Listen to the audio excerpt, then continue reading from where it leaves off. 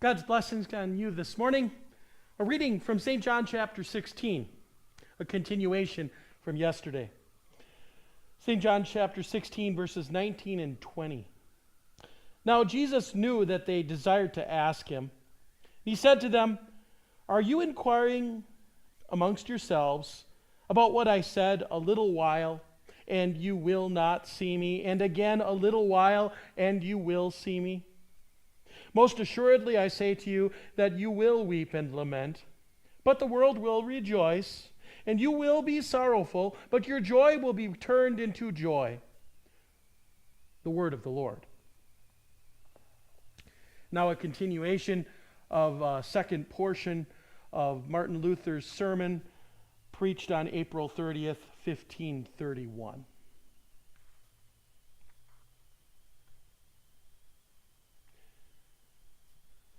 For this reason, the Lord comforts his disciples here as he attunes words and subject matter together, stating, "The time will come when you will weep and mourn. The words I am now speaking to you will become very real and strike you right between the eyes. And you may be sure, it will mean nothing but weeping and mourning for you. Moreover, at that time, the words which I am now speaking to you, and with which you should be taking comfort and reviving yourselves, will be taken from you. Yes, and what is more, while you weep and mourn, the whole world will rejoice, laugh, be in high spirits, and say, 'Where now is that eminent teacher and his disciples?'" It is the same story with us today. We who confess Christ and his gospel must bear oppression and tribulation, while on the other hand, our opponents rejoice and exult and say, "Why, of course, that's the way it goes with heretics. It's now time for the emperor. It's the emperor's task." And the papists are having a heyday, boasting and glorying without end. Meanwhile, we have sorrow, pain, suffering, misery, and distress. Our Christ is gone, and we gain nothing from it but the wrangling and exulting of the adversaries. Thus, the two greatest evils converge upon us, suffering hurt and drawing scorn besides. So it will also be for the disciples, Christ says. And that was his marginal comment. To repeat it again, "A little while, and ye shall not see me." You will have it firsthand, and the experience of that moment will never be forgotten. Later on, then, recall what I am telling you now, and see to it that you understand not only the words, but also the thing itself. Once it comes about, then reflect on it and say, "We must weep and mourn while the world laughs, boasts, glories, and mocks us." The Lord told us beforehand that it would happen this way. He has been taken from us. Weeping and mourning have darkened our door. But the world is joyful and rejoices. This you should bear in mind, and in patience possess your souls, consoling one another with these words.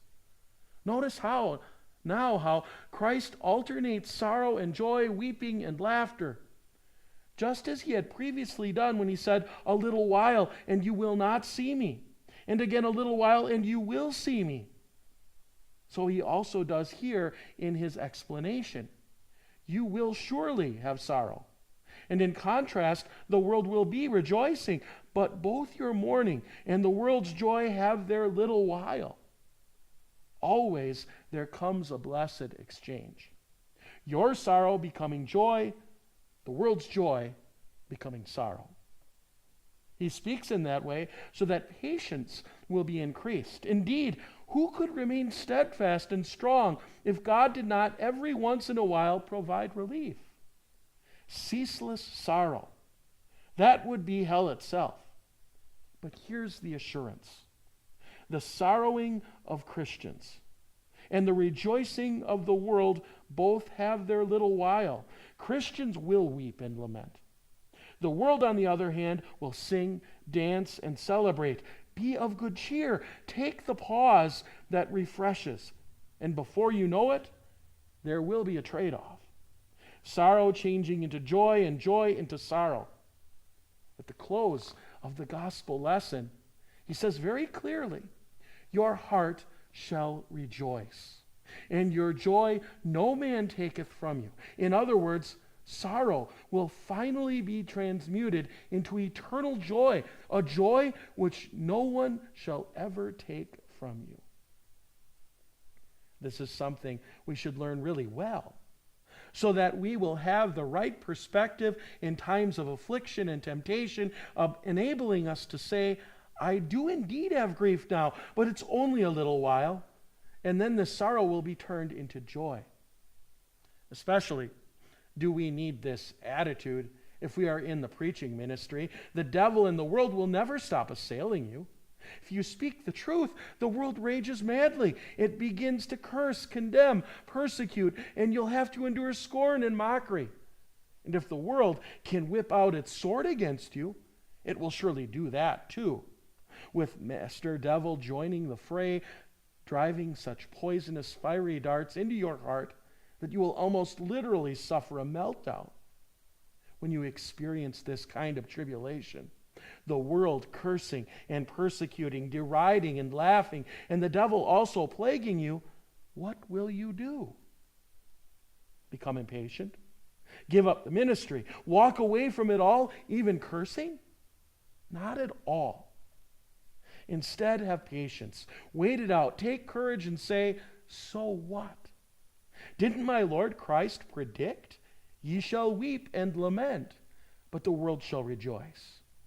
But he added, your sorrow will turn into joy after a little while, because he's always trustworthy, never having lied to me about the little, namely, that I do not now see him, and therefore weep and lament. So he will also not deceive me in regard to the other little, namely, that I will see him again, and my heart will rejoice.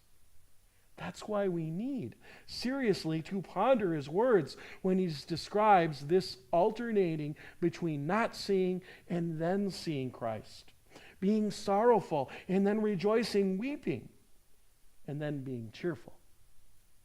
Thus far, Martin Luther. A blessed afternoon to all of you.